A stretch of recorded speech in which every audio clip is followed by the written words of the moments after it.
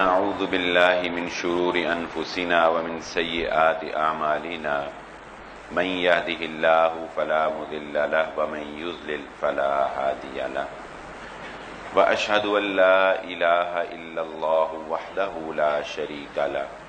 وأشهد أن محمدا عبده ورسوله اللهم صل على محمد وعلى آل محمد كما صليت على إبراهيم وعلى آل إبراهيم إنك حميد مجيد اللهم بارك على محمد وعلى آل محمد كما باركت على إبراهيم وعلى آل إبراهيم إنك حميد مجيد رب اشرح لي صدري ويسر لي أمري واحلل عقدة من لساني يفقهوا قولي سبحانك لا علم لنا إلا ما علمتنا إنك أنت العليم الحكيم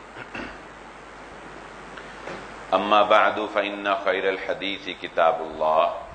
وخير الهدي هدي محمد صلى الله عليه وسلم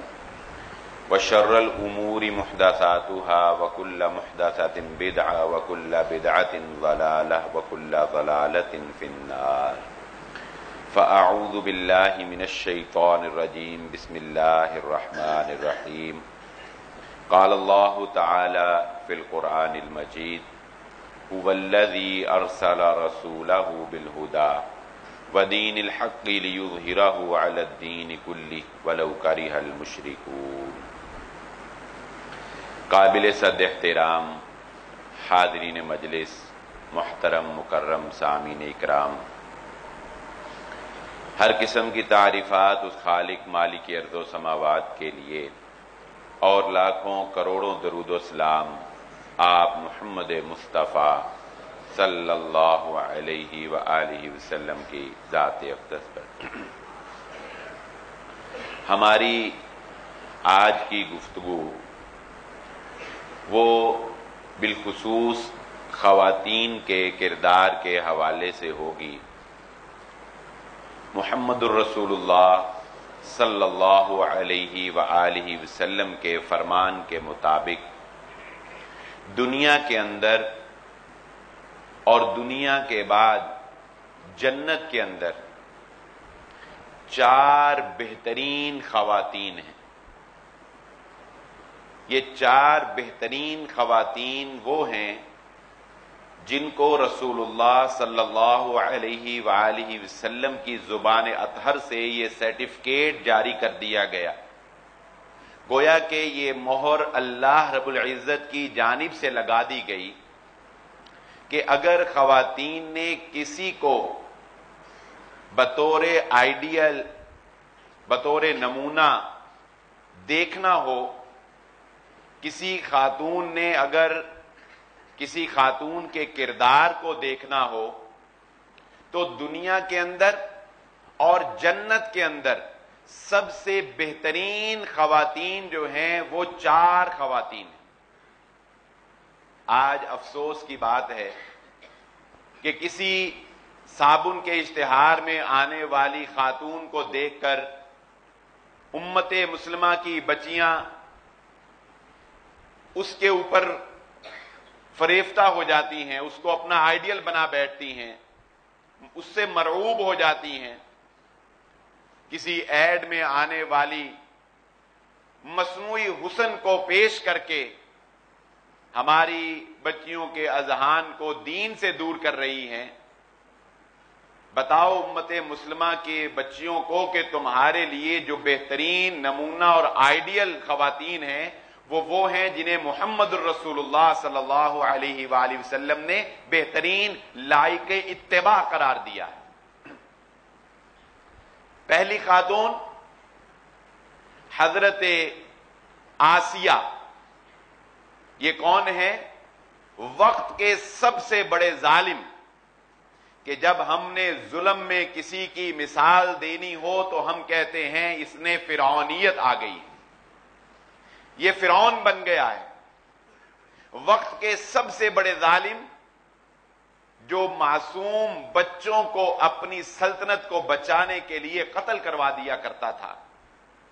رحم نام کی جس کے دل میں کوئی چیز نہیں تھی، نرمی جس کے لیے ایک خواب تھا، لیکن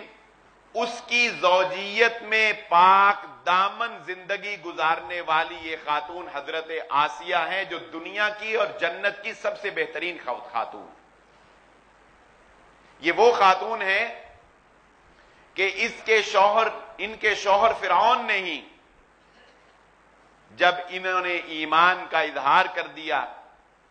ان کے مومنہ ہونے کا فرعون کو علم ہوا، دیوار کے ساتھ کھڑا کر دیا، ہاتھوں میں اور پاؤں میں کیل لگا دیے اور تشدد کرنا شروع کر دیا۔ ایک خاتون کتنا ظلم برداشت کر سکتی ہیں؟ اللہ رب العزت سے حضرت آسیہ نے دعا کی، یا اللہ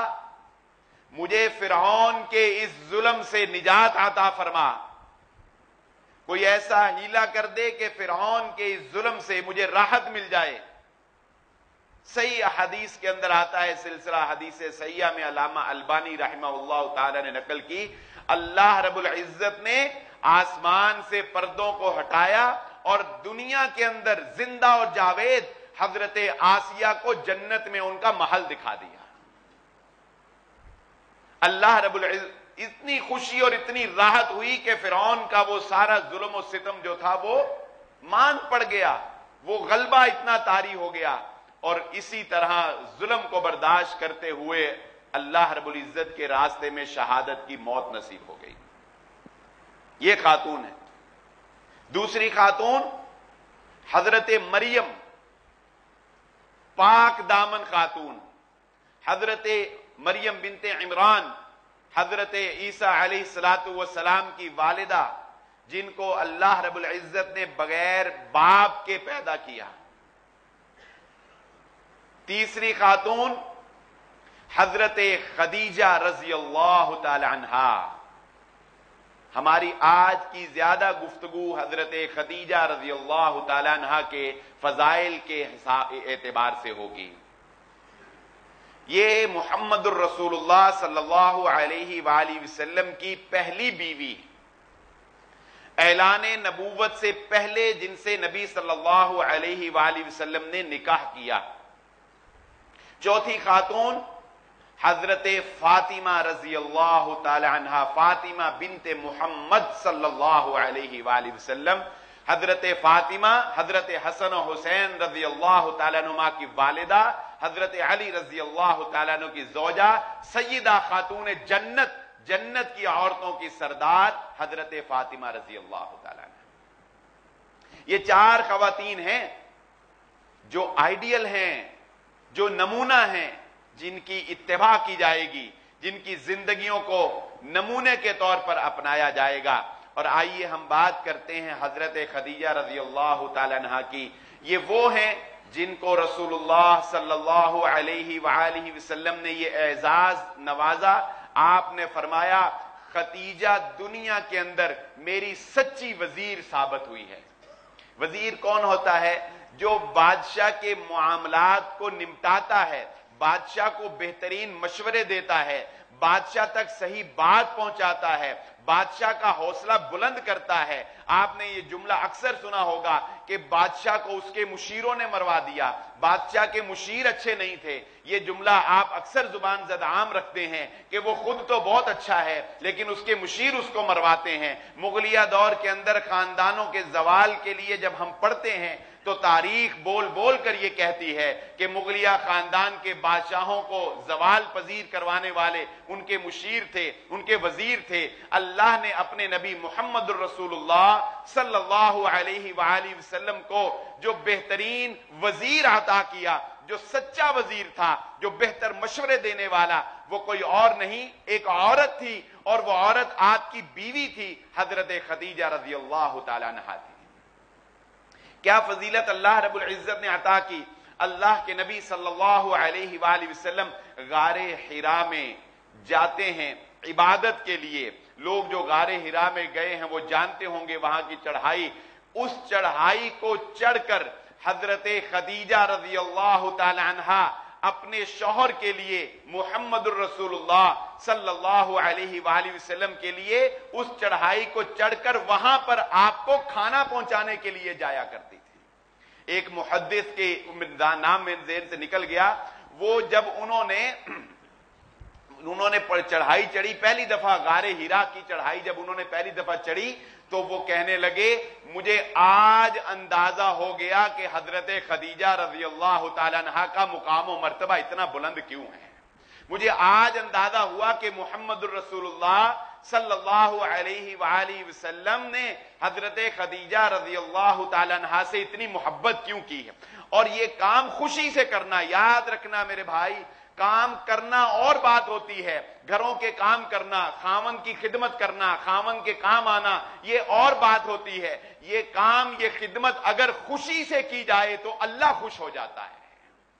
خاوند کی خدمت، خاوند کی تابعداری اور فرما برداری بجا لانا اگر اللہ کا حکم سمجھ کے کی جائے، اللہ کو خوش کرنے کے لیے کی جائے اور خوشی کے ساتھ کی جائے تو یہ صرف خاوند کی خوشی نہیں ہوتی، رب کی خوشی ہو جاتی ہے۔ جانتے ہیں اس چڑھائی کو چڑھ کر جب ایک بیوی اپنے خاوند کے لیے کھانا لے کر جاتی ہے تو اس کو اس کے بدلے میں کیا ملتا ہے کہ ایک دن حضرت خدیجہ رضی اللہ تعالی عنہا اسی طرح ٹفن کو بنا کر اپنے شوہر کے لیے کھانا لے کر جا رہی ہیں، اور وہاں پہنچنے سے پہلے حضرت جبرائیل علیہ الصلوۃ والسلام محمد الرسول اللہ صلی اللہ علیہ وآلہ وسلم کے پاس تشریف لا چکے ہیں۔ آپ کہتے ہیں محمد ابھی آپ کے پاس کچھ دیر میں آپ کی بیوی حضرت خدیجہ آنے والی ہیں، وہ آپ کے لیے فلاں فلاں چیز کھانے کے لیے لے کر آ رہی ہیں۔ جب وہ آپ کے پاس پہنچے ان کو کہنا ان کا رب ان کو سلام کہتا ہے، ان کا رب ان کو سلام کہتا ہے، اور اے محمد صلی اللہ علیہ وسلم میری طرف سے بھی اپنی بیوی حضرت خدیجہ کو سلام کہنا۔ یہ مقام و مرتبہ ملتا ہے بیوی کو خاوند کی خدمت کرنے سے۔ اور محمد الرسول اللہ صلی اللہ علیہ وآلہ وسلم نے خود حضرت خدیجہ رضی اللہ تعالی عنہا کے مناقب بیان کرتے ہوئے کیا بات ارشاد فرمائی؟ حضرت خدیجہ کی فضیلت کیا ہے؟ حضرت خدیجہ سے محمد الرسول اللہ صلی اللہ علیہ وسلم کی والہانہ محبت جو تا حیات قائم رہی، محبت سانسوں کے تسلسل کی محتاج نہیں ہوتی۔ حضرت خدیجہ دنیا سے چلی گئیں، سانسیں ٹوٹ گئیں، لیکن محبت باقی رہی، خاوند کی محبت خاوند کی حیات تک باقی رہی۔ حضرت خدیجہ رضی اللہ تعالیٰ نے کی محبت کو کبھی بھی محمد الرسول اللہ صلی اللہ علیہ وسلم بلا نہیں پائے تھے۔ خود اس کی وجہ کیا تھی؟ اس کی وجہ جانتے ہیں کیا تھی؟ خود محمد الرسول اللہ صلی اللہ علیہ وسلم فرماتے ہیں، اس کی ایک بنیادی وجہ آپ نے یہ بیان فرمائی، جب لوگوں نے محمد الرسول اللہ صلی اللہ علیہ وسلم پر مال کی تنگی کر دی، جب آپ کا بائیکاٹ ہو گیا، آپ کو مال کمانا مشکل ہو گیا، آپ کے اوپر معیشت کو کفار نے تنگ کر دیا، اللہ کے نبی صلی اللہ علیہ وسلم فرماتے ہیں میری بیوی نے اپنا سارا مال مجھے ہبہ کر دیا ہے۔ اور جانتے ہیں اگلی بات کیا ہے؟ کمال کیا ہے؟ کمال یہ بھی کمال ہے، لیکن اصل کمال یہ نہیں ہے، میں سمجھتا ہوں اصل کمال کیا ہے؟ اصل کمال یہ ہے بیوی نے سارا مال اپنے شوہر کو ہبہ کر دیا اور اللہ کے آگے سجدہ ریز ہو گئی، یا اللہ میری اس عبادت کو، میری اس درگزر کو قبول فرما لینا۔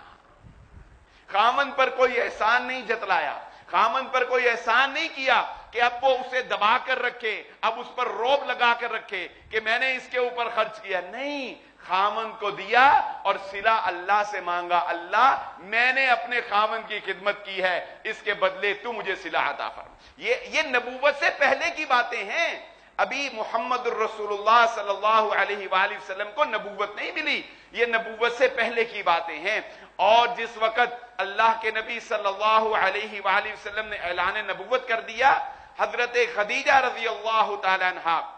اللہ کے نبی صلی اللہ علیہ وآلہ وسلم کو لے کر سب سے پہلے، بعض محدثین کے نزدیک سب سے پہلے جو اللہ کے نبی صلی اللہ علیہ وآلہ وسلم پر ایمان لانے والے مرد ہیں وہ یہ ہیں ورقہ بن نوفل، جن کا ذکر آپ نے 5ویں کی کتاب میں بھی پڑھا ہوگا، 6ٹھی کی کتاب میں بھی، کہ جب اللہ کے نبی صلی اللہ علیہ وآلہ وسلم پر پہلی وحی نازل ہوئی، آپ گھبرائے ہوئے گھر تشریف لائے تو حضرت خدیجہ رضی اللہ تعالیٰ عنہ نے آپ کو دلاسا بھی دیا اور اس کے بعد اللہ کے نبی صلی اللہ علیہ وآلہ وسلم کو حضرت ورقہ بن نوفل کے پاس لے کے گئے، جو کہ ایک عالم تھے، علم رکھنے والے صحیح انسان تھے۔ ان کے پاس جب لے کر گئیں تو بعض محدثین کہتے ہیں کہ یہ سب سے پہلے فرد ہیں حضرت ورقہ بن نوفل، جنہوں نے نبی صلی اللہ علیہ وآلہ وسلم پر ایمان لایا۔ کیوں؟ کیونکہ انہوں نے کہا کاش کہ میں اس وقت آپ کے ساتھ ہوتا جس وقت آپ کی قوم آپ کو یہاں سے نکال دے گی۔ یہ اس بات کا اظہار تھا کہ وہ محمد الرسول اللہ صلی اللہ علیہ وآلہ وسلم کی نبوت کو تسلیم کر چکے، اگرچہ کہ ابھی آپ نے پہاڑی پر چڑھ کر اپنی اعلان نبوت لوگوں کے سامنے نہیں کیا، ابھی تو صرف فرشتے نے آ کر آپ کی نبوت جو ہے وہ آپ تک پہنچائی، لیکن ابھی آپ نے پہاڑی پر چڑھ کر اعلان نبوت نہیں کیا۔ 6 باتیں یاد رکھ لیجئے، یہ 6 باتیں ہیں جو حضرت خدیجہ رضی اللہ تعالیٰ عنہا نے سب سے پہلے محمد الرسول اللہ صلی اللہ علیہ وآلہ وسلم کو دلاسا دینے کے لیے کہی۔ نمبر 1، جب آپ پریشان ہو کر گھبرائے ہوئے آئے اور آ کر کہنے لگے مجھے اوڑھنی اوڑھ دو، زمیلونی زمیلونی، اور بخار آپ کو چڑھ گیا، حضرت خدیجہ فرماتی ہیں پریشان نہ ہوئیے، آپ کا رب کبھی آپ کو تنہا نہیں چھوڑے گا، آپ کا رب کبھی آپ کو رسوا نہیں ہونے دے گا۔ کیوں؟ نمبر 1، آپ رشتہ داروں کے ساتھ اچھا سلوک کرتے ہیں، آپ رشتہ داروں کے ساتھ اچھا سلوک کرتے ہیں۔ نمبر 2، آپ ہمیشہ سچ بولتے ہیں۔ نمبر 3، آپ بیواؤں کے، غریبوں کے کام آتے ہیں۔ نمبر 4، آپ ان کے لیے کماتے ہیں، ان کو کما کے دیتے ہیں جن کا کوئی کمانے والا نہیں ہے۔ یہ کس کے اوصاف بیان ہو رہے ہیں؟ محمد الرسول اللہ صلی اللہ علیہ وسلم۔ کون سے اوصاف؟ جن کی بنیاد پر حضرت خدیجہ کہہ رہی ہیں آپ کا رب آپ کو کبھی تنہا نہیں چھوڑے گا۔ نمبر 5، آپ مہمان نواز ہیں۔ نمبر 6، آپ حق کو جان کر اس کا ساتھ دینے والے ہیں۔ یہ 6 باتیں حضرت خدیجہ نے کہا اے محمد صلی اللہ علیہ وسلم آپ کے اندر پائی جاتی ہیں، آپ کا رب کبھی آپ کو تنہا نہیں چھوڑے گا۔ جو شخص یہ چاہتا ہے کہ وہ رسوائی سے بچ جائے، رب کا ساتھ اسے مل جائے، اسے چاہیے اپنے نبی محمد الرسول اللہ صلی اللہ علیہ وآلہ وسلم کے یہ 4 بنیادی اوصاف جو ہم 5ویں کی 6ٹھی کی کتاب میں بچوں کو پڑھاتے ہیں، یہ اپنے اندر پیدا کر لیں۔ حضرت خدیجہ رضی اللہ تعالی عنہا سے اللہ کے نبی صلی اللہ علیہ وآلہ وسلم کو اللہ نے اولاد سے بھی نوازا۔ حضرت عائشہ صدیقہ رضی اللہ تعالی عنہا فرماتی ہیں اللہ کے نبی صلی اللہ علیہ وآلہ وسلم کی یہ عادت مبارکہ تھی کہ آپ جب بھی کبھی بکری ذبح فرماتے، بکری کا گوشت آپ جب بھی ذبح کرتے تو آپ لازماً حضرت خدیجہ رضی اللہ تعالیٰ عنہ کی سہیلیوں کے ہاں ضرور گوشت بھجوایا کرتے تھے۔ تو اب ایک بیوی ہونے کی حیثیت سے رشک تو آتا ہے۔ خود حضرت عائشہ کہتی ہیں کہ مجھے اپنی زندگی میں اللہ کے نبی صلی اللہ علیہ وآلہ وسلم کی کسی بیوی پر رشک نہیں آیا، کسی بیوی پر رشک نہیں آیا سوائے حضرت خدیجہ رضی اللہ تعالیٰ عنہ کے، جو میرے نکاح سے بھی پہلے وفات پا چکی تھی، لیکن میں نے بارہا اللہ کے نبی صلی اللہ علیہ وآلہ وسلم کو حضرت خدیجہ کا تذکرہ کرتے ہوئے سنا۔ تو کئی واقعات ہیں، ایک واقعہ یہ ہے کہ اسی طرح ایک دفعہ اللہ کے نبی صلی اللہ علیہ وآلہ وسلم نے بکری ذبح کی اور آپ نشاندہی کرتے جاتے، یہ گوشت خدیجہ کی فلاں سہیلی کو دو، یہ گوشت خدیجہ کی فلاں سہیلی کو دو۔ تو حضرت عائشہ کہتی ہیں کہ مجھے محسوس ہوا تو میں نے کہا خدیجہ کے علاوہ قریش کی کوئی عورت نہیں ہے، آپ کو خدیجہ ہی یاد آتی ہے؟ تو اللہ کے نبی صلی اللہ علیہ وآلہ وسلم فرمانے لگے ہاں عائشہ، خدیجہ وہ ہے جس وہ واقعتاً اس کردار کی حامل ہے کہ اسے یاد رکھا جائے، اور خدیجہ وہ ہے کہ جس کی محبت اللہ رب العزت نے میرے دل کے اندر راسخ کر دی ہے، اس کی محبت جو ہے وہ میرے دل کے اندر پیدا کر دی گئی ہے، اور خدیجہ واقعتاً اس لائق ہے، اس کا کردار ایسا ہے کہ اسے سراہا جائے، اسے یاد رکھا جائے۔ پھر اسی طرح ایک موقع کے اوپر اللہ کے نبی صلی اللہ علیہ وآلہ وسلم نے اسی طرح بکری کو ذبح کیا، اور حضرت عائشہ صدیقہ رضی اللہ تعالیٰ عنہ پھر کہنے لگی کہ میں محمد الرسول اللہ صلی اللہ علیہ وآلہ وسلم سے مخاطب ہو کر کہا کہ یہاں تو ہر وقت خدیجہ جو ہے وہ ہوتی رہتی ہے، ہر وقت خدیجہ ہوتی رہتی ہے۔ تو اللہ کے نبی صلی اللہ علیہ وآلہ وسلم کا اس وقت بھی جواب یہی تھا کہ اس لیے کہ خدیجہ سے محمد الرسول اللہ صلی اللہ علیہ وسلم کو محبت ہے۔ یہ محبت اس درجے کی تھی کہ اللہ کے نبی صلی اللہ علیہ وآلہ وسلم آپ دیدہ ہو جایا کرتے تھے، جب ان کا تذکرہ بھی آتا تھا آپ کی آنکھوں سے آنسو جاری ہو جاتے تھے۔ حضرت عائشہ فرماتی ہیں ایک دفعہ اللہ کے نبی صلی اللہ علیہ وآلہ وسلم اپنے گھر میں تشریف فرما تھے، تو حضرت خدیجہ کی بہن حضرت حالہ،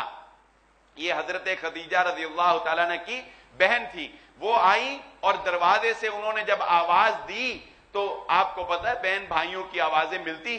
بہن بھائیوں کی آوازیں اکثر ملتی ہیں، بہنوں کی آوازیں آپس میں ملتی، تو جب حضرت خدیجہ کی بہن نے آواز دی، اللہ کے نبی صلی اللہ علیہ وآلہ وسلم کو اپنی بیوی کی آواز یاد آ گئی اور آپ کی آنکھوں سے آنسو جاری ہو گئے۔ آپ کو ایسے لگا کہ جیسے روایت میں آتا ہے کہ آپ کو ایسے لگا جیسے خدیجہ آ گئی ہیں، اور اللہ کے نبی صلی اللہ علیہ وآلہ وسلم کی آنکھوں سے آنسو جاری ہو گئے۔ اللہ رب العزت نے حضرت خدیجہ رضی اللہ تعالیٰ عنہ کو دنیا کے اندر یہ مقام بھی عطا فرمایا کہ حضرت عائشہ فرماتی ہیں مجھے زندگی میں اگر کسی عورت کے اوپر رشک آیا ہے جس کا ذکر میں نے کثرت سے محمد الرسول اللہ صلی اللہ علیہ وآلہ وسلم کی زبان اطہر سے سنا تو وہ خدیجہ ہے۔ اور اللہ کے نبی صلی اللہ علیہ وآلہ وسلم نے حضرت خدیجہ رضی اللہ تعالیٰ عنہ کو یہ بشارت دی تھی، حضرت جبرائیل علیہ السلام نے آ کر کہا ہے محمد صلی اللہ علیہ وسلم آپ حضرت خدیجہ کو خوشخبری دے دیجئے، اللہ رب العزت نے ان کے لیے جنت کے اندر موتیوں سے بنا ہوا ایک اتنا خوبصورت محل تعمیر کر دیا ہے کہ نہ اس کے اندر کبھی تھکاوٹ ہوگی، نہ اس کے اندر کبھی ان کو کوئی پریشانی لاحق ہوگی۔ دنیا کے اندر جنت کی بشارت، دنیا کے اندر جنت کے محلات کی بشارت پانے والی کوئی اور خاتون نہیں، یہ میری آپ کی والدہ، یہ امت کی ماں حضرت خدیجہ رضی اللہ تعالیٰ عنہا ہے۔ اللہ کے نبی صلی اللہ علیہ وآلہ وسلم کو اپنی اس پہلی بیوی سے جو محبت تھی اس کا اظہار ایک اور موقع پر بھی ہو گیا۔ حضرت خدیجہ رضی اللہ تعالیٰ عنہ کی بیٹی اور محمد الرسول اللہ صلی اللہ علیہ وسلم کی بیٹی حضرت زینب رضی اللہ تعالیٰ عنہ، جن کا نکاح زمانہ جاہلیت کے اندر یعنی نبوت سے قبل جب ابھی نکاح کے احکامات جو ہیں وہ نافذ نہیں ہوئے تھے، ابو العاص جو کہ بعد میں مسلمان ہو گئے رضی اللہ تعالیٰ عنہ، ان سے ہوا۔ حضرت ابو العاص جو ہیں انہوں نے غزوہ بدر میں مسلمانوں کی مخالفت کی اور قیدی بنا لیے گئے۔ حضرت زینب رضی اللہ تعالیٰ عنہ کو شادی میں ان کی والدہ حضرت خدیجہ کا ایک ہار جو ان کو ملا تھا، اور کوئی ایسا متاع نہیں تھا لیکن وہ قیمتی ہار ان کے پاس موجود تھا، تو انہوں نے قیدیوں کو فدیے میں جو معاوضہ دینا تھا فدیہ اس میں چھڑوانے کے لیے حضرت زینب رضی اللہ تعالیٰ عنہ نے وہ ہار بھجوا دیا۔ جب وہ ہار محمد الرسول اللہ صلی اللہ علیہ وآلہ وسلم کے پاس آیا آپ کی آنکھوں سے آنسو جاری ہو گئے، لیکن آپ کا مقام و مرتبہ جو تھا وہ ناانصافی کا حامل نہیں تھا، آپ بذات خود کوئی فیصلہ نہیں کر سکتے تھے، لیکن محبت اتنی تھی آپ نے وہ ہار پکڑا اور صحابہ اکرام کے درمیان تشریف لائے اور کہنے لگے یہ معاوضے کے لیے ابو العاص کے فدیے کے طور پر خدیجہ کا ہار آیا ہے، اگر تم اجازت دو تو میں ابو العاص کو رہا کر دوں اور یہ ہار جو ہے یہ بھی اپنی بیٹی کو واپس بھجوا دوں، یہ ہار بھی واپس کر دیا جائے اور حضرت ابو العاص کو بھی جو ہے وہ واپس کر دوں۔ صحابہ اکرام نے اللہ کے نبی صلی اللہ علیہ وآلہ وسلم کی اس چاہت کا احترام کرتے ہوئے کہا جی بالکل، اور پھر ابو العاص کو کہ یہ کہہ کر کہ تم زینب کو مدینہ آنے سے نہیں روکو گے، اللہ کے نبی صلی اللہ علیہ وآلہ وسلم نے ان کو روانہ کیا اور وہ ہار جو ہے وہ بھی اللہ کے نبی صلی اللہ علیہ وآلہ وسلم نے واپس کر دیا۔ اللہ کے نبی صلی اللہ علیہ وآلہ وسلم نے حضرت خدیجہ کے فضائل بیان کرتے ہوئے یہ بات ارشاد فرمائی کہ دنیا کے اندر اپنے زمانے کی بہترین خاتون جو تھی وہ حضرت خدیجہ رضی اللہ تعالی عنہا تھی۔ حضرت یعنی اس دور کے اندر جب حضرت خدیجہ تھی تو پوری روئے ارضی کے اوپر سب سے بہترین جو خاتون تھی وہ محمد الرسول اللہ صلی اللہ علیہ وآلہ وسلم کی بیوی حضرت خدیجہ رضی اللہ تعالی عنہا تھی۔ اب آپ اندازہ لگائیے، آج کی خاتون جو ہے وہ اندازہ لگائے کہ حضرت خدیجہ رضی اللہ تعالی عنہا کے اندر وہ کون سی ایسی بات تھی، وہ کون سے ایسے اوصاف تھے، وہ کون سی ایسی خوبیاں تھیں کہ جن کی وجہ سے اللہ رب العزت نے ان کو دنیا کے اندر یہ مقام عطا کر دیا، اور اللہ کے نبی محمد الرسول اللہ صلی اللہ علیہ وآلہ وسلم نے ان کو یہ مقام عطا کر دیا۔ اور اس میں اگر ہم حضرت فاطمہ رضی اللہ تعالی عنہا کا بھی ساتھ ذکر چھیڑ لیں تو اللہ کے نبی صلی اللہ علیہ وآلہ وسلم نے اپنی اس بیٹی حضرت فاطمہ کا بھی بڑا مقام بیان کیا۔ کیا اللہ کے نبی صلی اللہ علیہ وسلم نے فرمایا فاطمہ بضعۃ منی، فاطمہ میرے جگر کا ٹکڑا ہے۔ جس نے فاطمہ کو تکلیف دی اس نے محمد الرسول اللہ صلی اللہ علیہ وسلم کو تکلیف دی۔ اب ذرا فاطمہ کا حال تو دیکھیے، اب ذرا فاطمہ کا حال تو دیکھیے۔ دنیا کی کون سی ایسی سہولت ہے جو آج ہم اپنے گھروں میں اپنی خواتین کو نہیں دے رہے ہیں؟ اچھے گھروں میں خواتین کو کون سی ایسی سہولت ہے جو ہم پرووائڈ نہیں کر رہے؟ مگر حضرت فاطمہ جو جنت کی سردار ہیں، محمد الرسول اللہ صلی اللہ علیہ وسلم کی بیٹی ہیں، حضرت علی رضی اللہ تعالیٰ عنہ کی بیوی ہیں، جنت کے نوجوانوں کے سردار کی ماں ہیں، ہر رشتہ ہی ان کا بلند ہے۔ عورت کے یہی رشتے ہوتے ہیں نا، یا بیٹی ہوتی ہے، یا وہ بیوی ہوتی ہے، یا وہ ماں ہوتی ہے، یا وہ بہن ہوتی ہے، یہی رشتے ہیں۔ یہ سارے ہی رشتے عظیم ہیں۔ عظیم باپ کی بیٹی، عظیم شوہر کی بیوی، عظیم بچوں کی ماں، سارے ہی رشتے اتنے۔ اس کے باوجود اللہ کے نبی صلی اللہ علیہ وآلہ وسلم کی خدمت میں حاضر ہو کر کہتی ہیں بابا گھر کے کام کاج کرنے کی وجہ سے آپ کی بیٹی کے ہاتھ پر چھالے بن گئے، گھر کا کام کاج کرنے کی وجہ سے فاطمہ تھک جاتی ہے۔ اب اگر آپ کو کسی جنگ سے کوئی غلام آئے تو فاطمہ کو غلام عنایت کر دیجئے گا۔ اللہ کے نبی صلی اللہ علیہ وآلہ وسلم فرماتے ہیں فاطمہ تو نبی کی بیٹی ہے، جنت کی سردار ہے، تیرے لیے غلام نہیں ہے۔ تجھے میں ایک تسبیح بتاتا ہوں ہر نماز کے بعد جسے ہم فاطمی تسبیح کہتے ہیں، سبحان اللہ، اللہ اکبر، الحمدللہ، یہ پڑھ لیا کرنا، اللہ رب العزت تجھے ہمت عطا فرما دے گا۔ غلام نہیں مل رہا ہے۔ یہ ہے وہ خواتین جنہوں نے گھروں کے اندر خامندوں کی خدمت کی، گھروں کے کام کاج کے اندر دل لگایا ہے اور پردے کا اہتمام کیا ہے، جن کا بال بھی کسی غیر محرم مرد نے نہیں دیکھا ہوگا، جن کے جنازے پر بھی کسی غیر محرم کی مرد کی نظر پڑے اس سے بھی اجتناب کیا گیا ہوگا، جن کے جنازے بھی رات کی تاریکی کے اندر اٹھائے جاتے ہوں گے۔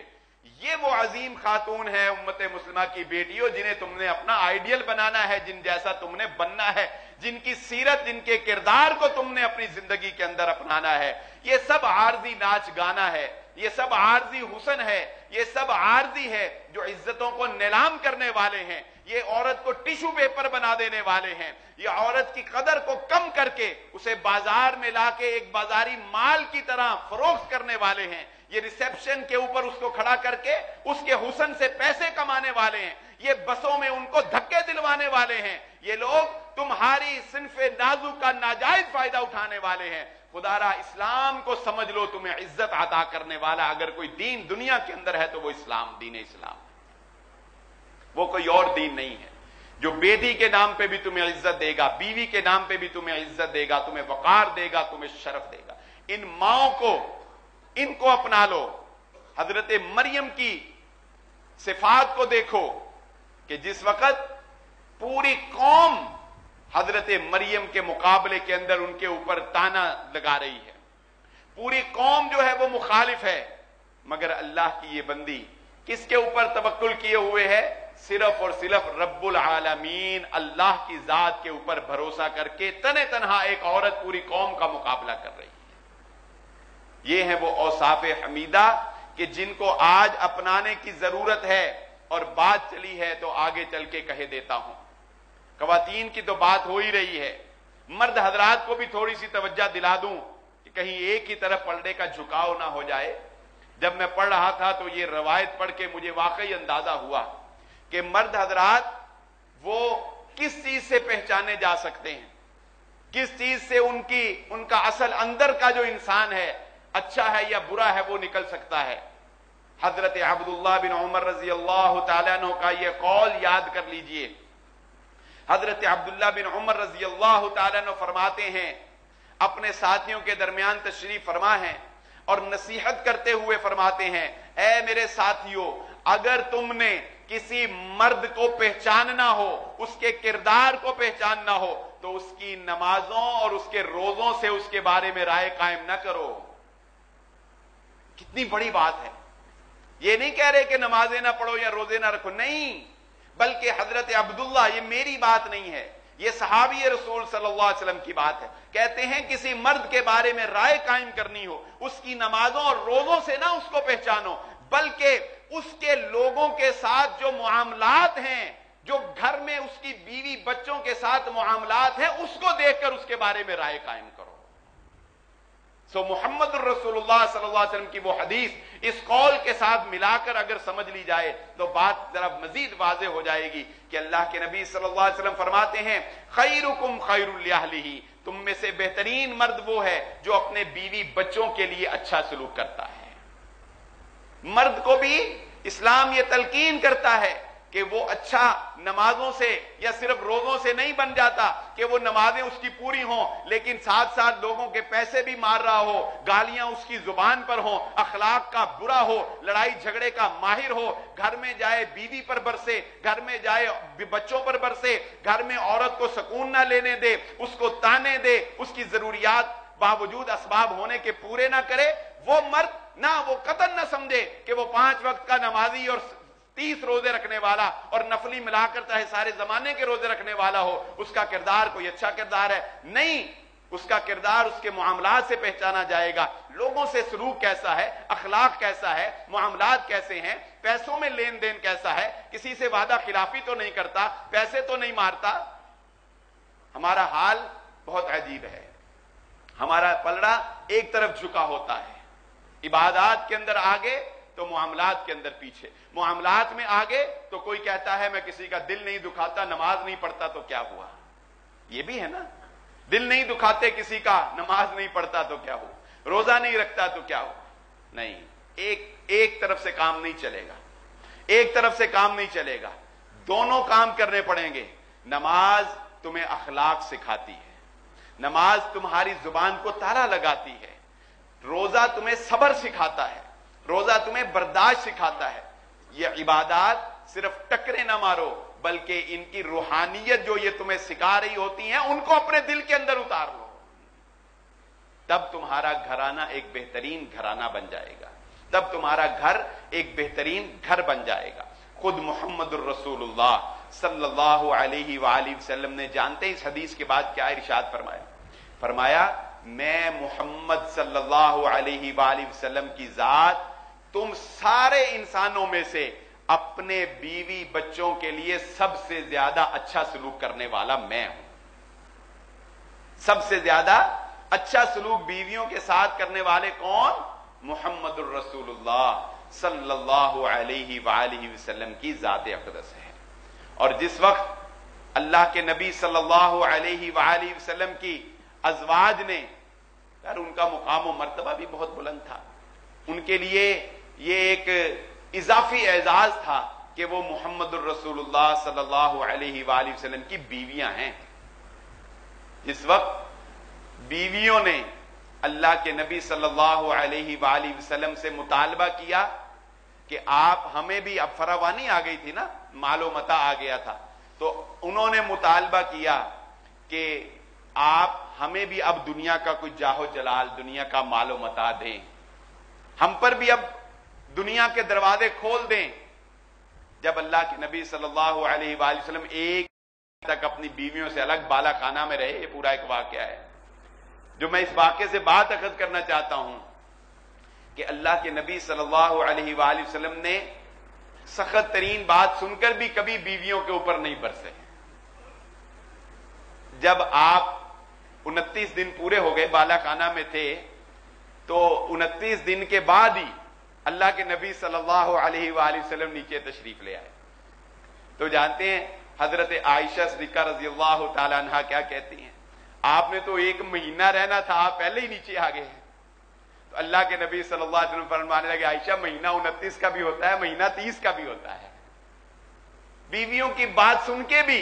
آگے سے کبھی اللہ کے نبی صلی اللہ علیہ وآلہ وسلم نے سختی سے کلام نہیں کیا تھا. حضرت عائشہ صدیقہ رضی اللہ تعالی عنہا، سوکنوں کا آپس میں معاملے ہو جاتے ہیں. حضرت عائشہ صدیقہ رضی اللہ تعالی عنہا جس وقت حضرت حفصہ رضی اللہ تعالی عنہ کا آپس میں مباحثہ ہو گیا، وہ ان کے گھر تھے اللہ کے نبی صلی اللہ علیہ وسلم عائشہ کے، تو انہوں نے وہاں پر وہ پیالی بھیج دی نا کھیر کی وہاں پر، تو انہوں نے اٹھا کے ماری ادھر، وہ جا کے گری. تو حضرت عائشہ صدیقہ رضی اللہ تعالی عنہا نے اپنی زبان سے ایک سخت جملہ کہہ دیا کہ چھوٹے قد والی، ایسے کہہ دیا. تو دیکھیے اللہ کے نبی صلی اللہ علیہ وآلہ وسلم کا سمجھانے کا انداز، کہا عائشہ نہیں، آپ نے وہ بات کہی ہے کہ اگر سمندر کے دریا کے اندر بھی اس کو ڈال دیا جائے تو دریا کا پانی بھی کڑوا ہو جائے گا، ایسی بات نہیں کرنی چاہیے. یہ سمجھانے کا انداز ہے، محبت کا انداز ہے، پیار کا انداز ہے. یہ نہیں کہ اس پہ برس پڑے اور اس پہ اب ہاتھ اٹھا لیں اور اس کی ایسی کی تیسی کہ وہ کمزور ہے. نہیں، اللہ کے نبی صلی اللہ علیہ وآلہ وسلم کی ساری زندگی پڑھ لیں، کہیں آپ کو نہیں ملے گا کہ آپ اپنی بیویوں کے اوپر برسے ہوں، آپ نے کبھی ان کے ساتھ بد کلامی کی ہو، آپ نے کبھی ان کے اوپر جو ہے وہ غصے کا ایسے اظہار کیا ہو. نہیں، اللہ کے نبی صلی اللہ علیہ وسلم کی سیرت سے نہیں ملتا. آج کی گفتگو کا لب لباب اور خلاصہ آپ کے گوش گزار کر دوں. سب سے پہلی بات جو میں نے آپ کے سامنے رکھی کہ اللہ کے نبی صلی اللہ علیہ وسلم نے اس دنیا میں اور جنت میں بہترین خواتین جن کو قرار دیا وہ 4 خواتین ہیں، حضرت آسیہ، حضرت مریم، حضرت خدیجہ اور حضرت فاطمہ رضی اللہ تعالی عنہ. یہ 4 خواتین ہیں جن کو نبی صلی اللہ علیہ وسلم نے بہترین خاتون قرار دیا، دنیا میں بھی اور آخرت میں بھی. اس کے بعد بطور خاص ہم نے حضرت خدیجہ رضی اللہ تعالیٰ عنہ کے فضائل بیان کیے، جس میں ایک بہت بڑی فضیلت کہ وہ غار حرا میں کھانا دینے کے لیے نبی صلی اللہ علیہ وسلم کو جایا کرتی تھیں اور وہاں اللہ رب العزت نے ان کو سلام بھیجا. اور پھر حضرت خدیجہ رضی اللہ تعالیٰ عنہ نے اپنے مال کے ساتھ محمد الرسول اللہ صلی اللہ علیہ وآلہ وسلم کی مدد کی، اور جس وقت ساری دنیا نے آپ کا ساتھ چھوڑ دیا اس وقت آپ کے اوپر ایمان لانے والی جو خاتون تھی وہ حضرت خدیجہ تھی، اور آپ کو دلاسا دینے والی آپ کی بہترین وزیر وہ حضرت خدیجہ تھیں. آپ کو ورقہ بن نوفل کے پاس لے کے گئیں، وہاں سے آپ کو حقیقت کا اندازہ ہوا. پھر واپس آ کر اللہ کے نبی صلی اللہ علیہ وآلہ وسلم کا مکمل ساتھ دیا، آخر تک دیا، حتیٰ کہ آپ کو یہ دلاسا دیتے ہوئے نبی صلی اللہ علیہ وسلم کے 6 اوصاف بیان کیے جن کی بنیاد پر کہا اللہ آپ کو کبھی تنہا نہیں چھوڑے گا. یہی وجہ ہے کہ نبی صلی اللہ علیہ وسلم ساری زندگی سب سے زیادہ جس بیوی کو یاد کرتے رہے وہ حضرت خدیجہ تھی. حضرت عائشہ صدیقہ رضی اللہ تعالیٰ عنہ کہتی ہیں کہ مجھے سب سے زیادہ جس عورت پر رشک آتا تھا وہ اللہ کے نبی صلی اللہ علیہ وسلم کی بیوی حضرت خدیجہ تھی، جن کے بارے میں آپ نے کہا کہ میرے دل میں ان کی محبت راسخ ہے. حتیٰ کہ ان کی سہیلیوں کے ساتھ بھی آپ حسن سلوک کرتے تھے، ان کی بہن کے ساتھ اچھا سلوک کرتے تھے. اور حضرت زینب رضی اللہ تعالیٰ عنہ کا وہ واقعہ جو ہار انہوں نے بھیجا اس نے آپ کو آپ دیدہ کر دیا، وہ واقعہ بھی ہم نے آپ کے گوش گزار کیا. لیکن اور اس کے بعد یہ بات آپ کے سامنے رکھی کہ امت مسلمہ کی بیٹیوں کے لیے ہماری یہ مائیں، یہ خواتین، یہ بہترین نمونہ ہیں، ان کی زندگیوں کو فالو کیا جائے. پھر دوسرا پہلو آپ کے سامنے یہ بھی رکھ دیا، کیونکہ ایک ہی طرف جو جھکاؤ نہ ہو جائے بات کا، دوسرا پہلو یہ بھی رکھ دیا کہ مرد حضرات کو بھی یہ تلقین کی گئی ہے کہ وہ گھروں میں اپنی بیویوں کو سہولیات فراہم کریں، ان کو اچھی زندگی فراہم کریں، ان کے ساتھ اچھا سلوک کریں، ان کے ساتھ نرمی سے گفتگو کریں. بہترین وہ ہے جو اپنے گھر والوں کے لیے بہترین ہے. یہ ہماری گفتگو کے دونوں پہلو آج آپ کے گوش گزار کر دیے گئے. اللہ رب العزت سے دعا ہے اللہ مجھے اور آپ کو جو کہا اور جو سنا سمجھنے کی اور عمل کرنے کی توفیق عطا فرمائے. وما علیہ